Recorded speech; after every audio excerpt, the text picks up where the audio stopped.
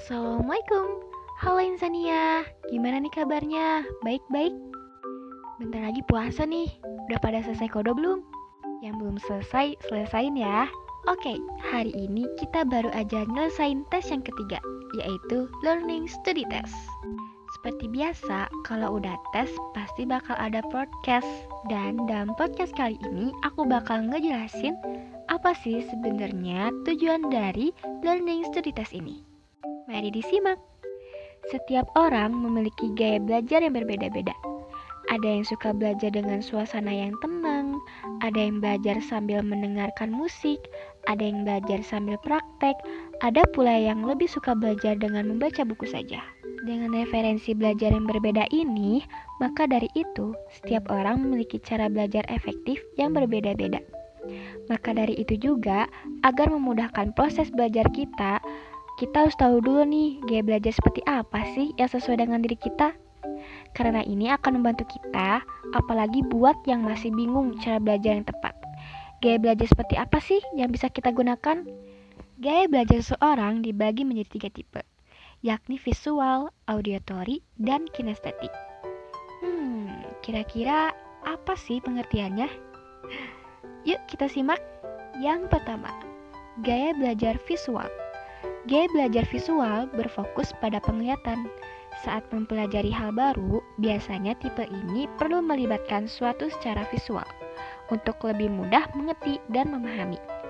Selain itu, tipe visual juga lebih nyaman belajar dengan penggunaan warna-warna, garis, maupun bentuk. Itu sebabnya orang yang memiliki tipe visual biasanya memiliki pemahaman yang mendalam dengan nilai artistik, seperti paduan warna dan lainnya. Karakteristik dari tipe visual yaitu pertama, mudah mengingat dari yang dilihat daripada yang didengar, lebih suka membaca daripada dibacakan, membicara dengan tempo yang cepat, lebih menyukai melakukan demonstrasi daripada pidato, sulit menerima instruksi secara verbal kecuali ditulis, tidak mudah terdistraksi dengan keramaian, suka menggambar apapun di kertas. Kira-kira cara belajar yang tepat untuk visual gimana ya? Yang pertama, belajar dari gambar maupun video yang menarik. Yang kedua, membaca buku yang tidak hanya tulisan saja, tetapi juga memiliki ilustrasi. Yang ketiga, saat belajar bisa sambil lakukan doodling supaya lebih fokus.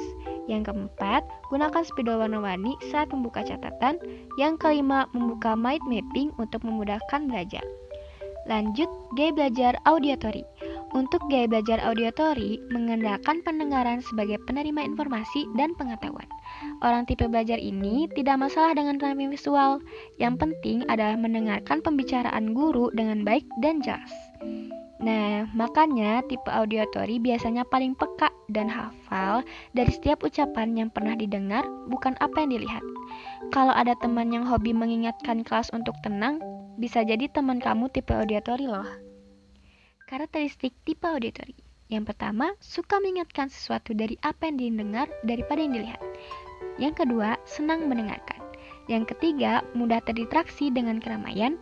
Yang keempat, kesulitan dalam tugas ataupun pekerjaan yang melibatkan visual. Yang kelima, pandai menirukan nada ataupun irama suara. Yang keenam, senang membaca dengan mengeluarkan suara atau menggerakkan bibir. Yang ketujuh, biasanya merupakan pembicaraan yang fasih loh. Yang kedelapan, mudah dalam mengingatkan nama saat berkenalan dengan orang baru. Ada juga nih cara belajar yang tepat untuk tipe auditory. Yang pertama, dengarkan musik yang disukai. Yang kedua, bisa merekam saat guru mengajarkan, lalu di kemudian hari didengarkan kembali.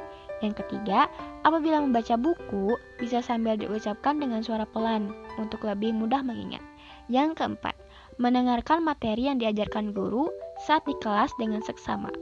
Yang kelima, belajar dengan diskusi bersama teman supaya lebih mudah memahami maupun mengingat materi. Dan yang terakhir, gaya belajar kinestetik. Gaya belajar ini menyenangi belajar yang melibatkan gerakan. Biasanya, orang tipe ini merasa lebih mudah mempelajari sesuatu tidak hanya sekadar membaca buku, tetapi juga mempraktikannya. Dengan melakukan atau menyentuh objek yang dipelajari akan memberikan pengalaman tersendiri bagi tipe kinestetik. Makanya, orang yang memiliki gaya belajar tipe ini biasanya tidak betah berdiam terlalu lama di kelas. Karakteristik dari tipe kinestetik, yang pertama, menyenangi belajar dengan metode praktik. Yang kedua, kadang kesulitan dalam menulis tetapi pandai dalam bercerita. Yang ketiga, menyukai aktivitas yang melibatkan gerakan tubuh seperti olahraga atau menari. Yang keempat, saat berkomunikasi banyak menggunakan isyarat gerak tubuh. Yang kelima, menghafal dengan cara berjalan atau melihat. Ada juga nih cara belajar yang tepat untuk kinestetik.